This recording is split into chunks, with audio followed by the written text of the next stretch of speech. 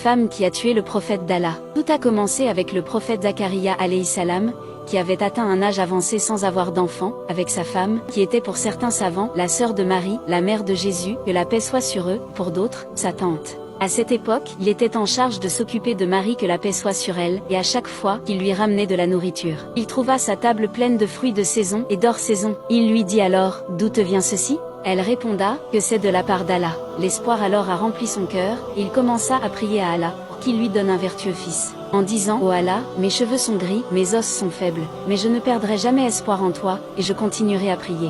Aussitôt sa prière fut acceptée, et les anges l'ont appelé en disant qu'Allah va lui donner un fils et que son nom sera Yahya alayhi salam. Allah conféra à cet enfant la sagesse et la connaissance, et le désigna prophète. Au fur et à mesure du temps, la connaissance de Yahya alayhi salam s'accrut. Sa clémence pour ses parents, son peuple et même les bêtes et les arbres, englobaient la terre.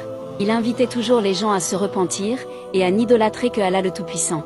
On rapporte que le roi honorait le prophète, l'invitait à ses assemblées et lui demandait conseil, de sorte qu'aucune affaire n'était traitée sans avoir son avis, mais un jour, le roi s'est épris de sa nièce et voulut la marier.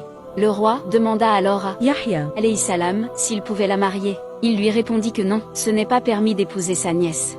Lorsqu'Hérodia entendit l'opposition du prophète, elle jura de se venger. Un jour, elle s'embellit, et alla dans la chambre du roi pour le provoquer, et attiser son désir. Elle lui dit, je ne te laisserai pas m'approcher sauf si tu tues Yahya pour moi. Le roi demanda alors à ses gardes, de lui amener sa tête. Ils alla derrière lui en plein prière, et ont coupé sa tête, et l'ont ramené sur un plateau en or à Hérodia, qui était toute heureuse de le voir mort, mais après qu'elle était au sommet du palais, elle tomba au sol.